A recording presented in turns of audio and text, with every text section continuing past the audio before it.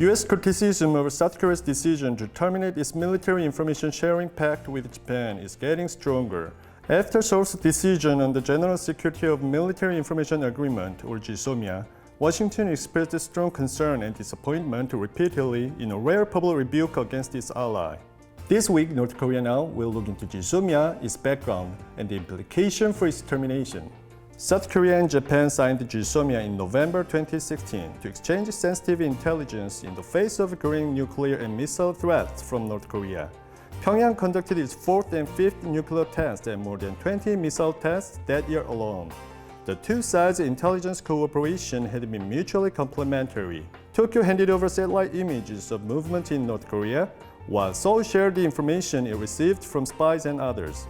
The two governments shared intelligence over 30 times since the pact went into effect in 2016. Even this year, they shared military intelligence 8 times. Of the 8 times, 5 were conducted this month alone, amid strained bilateral relations. South Korean Defense Minister Chung Kyung-do also admitted to the strategic value of GSOMIA recently.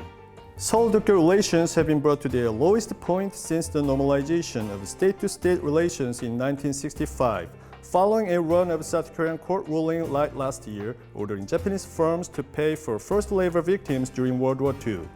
The series of tit-for-tat measures that began in July, after Japan imposed new restrictions on exports crucial to South Korean tech firms, made Seoul and Tokyo remove each other from their list of trusted trade partners. And Seoul's recent decision to end GSOMIA is one of the tit-for-tat measures. Making the decision public, Chung Wha-dae pointed out that Japan had dropped South Korea from its white list of trusted trade partners without providing clear ground for the move, which led to a grave change in security cooperation circumstances between the two nations. GSOMIA was seen as a rare symbol of security cooperation between Seoul and Tokyo, which has long been mired in seemingly endless territorial and historical feuds stemming from Japan's colonial rule of the Korean Peninsula from 1910 to 1945. Another thing to say about GSOMIA is that this was a US-backed pact aimed at streamlining intelligence sharing between two key allies in Northeast Asia. The US has been striving to solidify its regional alliance cooperation network in the face of an assertive China and North Korea that inflicted nuclear threats. Therefore, Washington is seeing the pact as a core node of three-way security collaboration when it is trying to maintain its military preeminence that could weaken in the face of China's push for heavier armaments based on its rising economic strength. That is why U.S. National Security Advisor John Bolton and Secretary of Defense Mark Esper stressed the importance of maintaining GSOMIA during their recent trips to Seoul. Despite Washington's appeals to Seoul, however, the Moon Jae-in administration decided to sever the GSOMIA with Japan. With the deal's termination set to take effect in November, the two allies will have to go through Washington to coordinate any response to the North. Washington has a hope that Seoul would pull back from its decision to end the pact, to prevent its already damaging row with Tokyo over trade and history from spilling into the security arena. Last Wednesday in Seoul, South Korean Vice Foreign Minister Cho Se-young met with U.S. Ambassador Harry Harris to ask that Washington stop airing its grievances.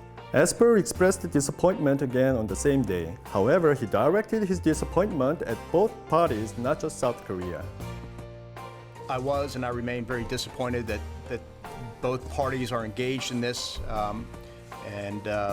I expressed that to my counterparts as I met with them in Tokyo and Seoul. Some analysts fear Seoul's decision to end GSOMIA could lead to a deterioration of not only Seoul's already sour relationship with Tokyo, but also prospect for trilateral security cooperation and even bilateral ties between South Korea and the US, which have been a lynchpin in dealing with potential North Korea threats. What are your thoughts on this? Please let me know with the comments below, and thank you for watching North Korea Now.